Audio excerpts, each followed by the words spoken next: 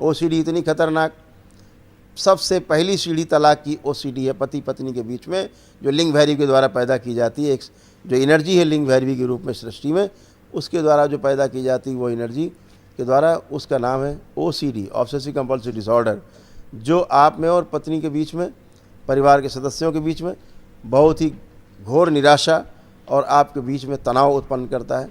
एकदम बात नहीं करने का मन, छूने का मन नहीं एक दूसरे को, एक भी क्षण आमने सामने बैठ जाए झगड़ा शुरू हो जाए। ये ओसीडी और बढ़ जाता है जब ओसीडी का प्रभाव, तो लोग बाथरूम में घुस जाते हैं तो 4-6 घंटे स्नान करते रहते हैं, बाहर ही नहीं निकलते। कपड़े लेके घुस जाते, कपड़े धोते रहते हैं।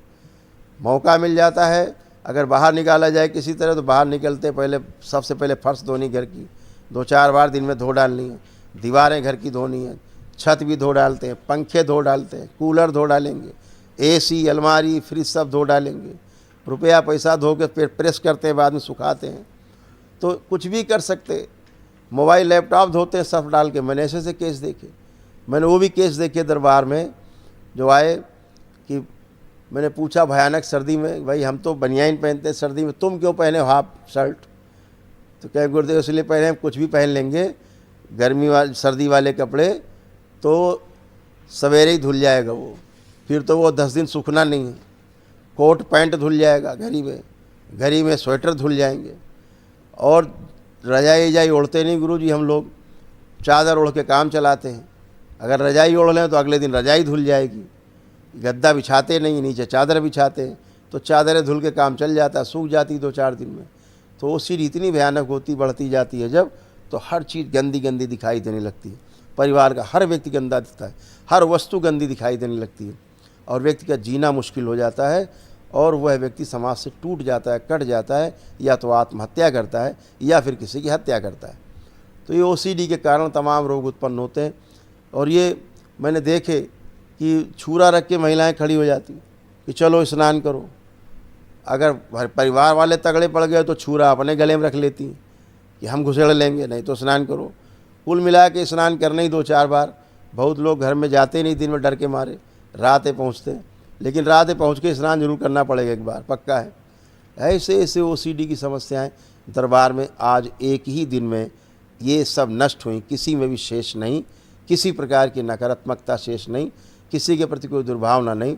पति पत्नी के जो संबंध बहुत ख़राब थे, अब वही संबंध बहुत मधुर हैं, सब अच्छे हैं, प्रेम में हैं। ये सब दरबार ने किया है।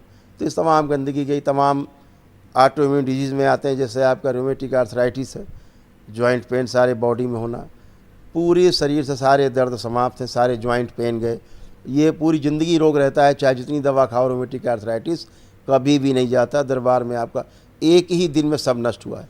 आपके कमर, आपके कूल्हे, आपके घुटने, जहाँ सड़न गलन हो रही थी, ऑस्टियोफाइट्स बन रहे थे, समस्या थी, चुभन होती थी, जलन होती थी, फटन होती थी, खिंचाव था, भारीपन था और कष्ट होते थे, सारे सभी नष्ट हो चुके हैं। स्पाइन के तमाम रोग और कष्ट, आप आगे जरा से झुक नहीं सकते थे, पट्टा बांधे घूम रहे हैं, डॉक्टर साहब कह रहे हैं कि नहीं आपको सर्जरी करानी है, नर्व कंप्रेस है आपकी, वो आपका ठीक हो चुका है। अब आप झुक करके ज़मीन छूइए, खूब ट्विस्ट करिए, खूब कसरत करिए, कोई भी आपको कष्ट नहीं है। आपकी नर्व कंप्रेस थी वो खुल गई है। ये नर्वस सिस्टम के रोग हैं, हड्डी के रोग नहीं हैं, ये ध्यान रखिए। हड्डियाँ चीरने से नर्वस सिस्टम के रोग नहीं जाते। नर्वस सिस्टम अगर बाधित है, अगर मस्तिष्क में सूजन है, नर्वस सिस्टम में अगर आपके स्वेलिंग है, तो वो आपकी समाप्त हो चुकी, जिसके कारण आपको कष्ट नहीं है। बहुत से केसेस में देखा हमने कि वर्टिब्रा के आसपास जो नर्वस सिस्टम आपका दब रहा होता है, वो नर्व आप में स्वेलिंग होती है।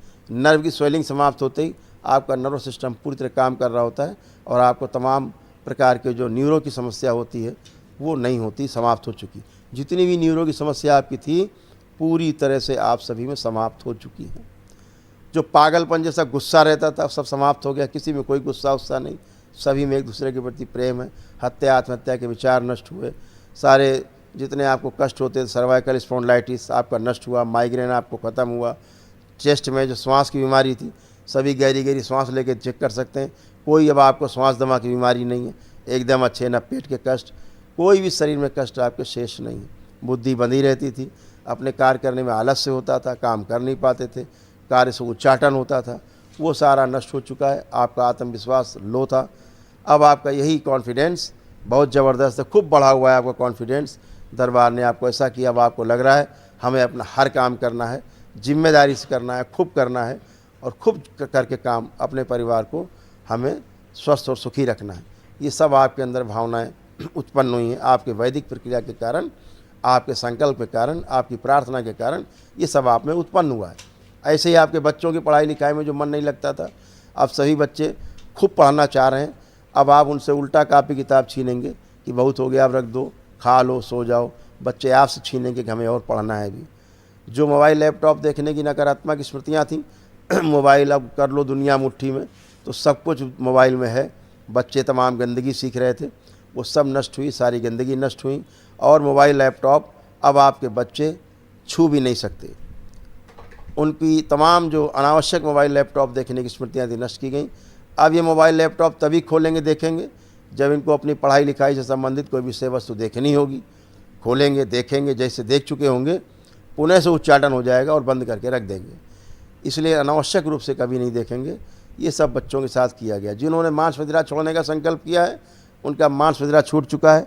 अब वो मांस मदिरा अपने जीवन में कभी भी नहीं छू पाएंगे, कल्पना में भी नहीं खा सकते। जितने लोग यहाँ बैठे हैं जिन्होंने मांस मदिरा छोड़ने का संकल्प किया है, सभी चेक कर लें, किसी में भी अब मांस मदिरा खाने की इच्छा शेष नहीं, कल्पना में भी नहीं खा सकते। आप किसी को लग रहा हो कि अभी भी हमको लग रहा है कि मांस मदिरा खाना है, नहीं छूटा हमारा, हाथ उठा सकता है, खड़ा हो सकता है, बता सकता है। इस सभी गंदगी आपकी नष्ट हुई हैं और आप पूरी तरह पवित्र होकर के बैठे हैं।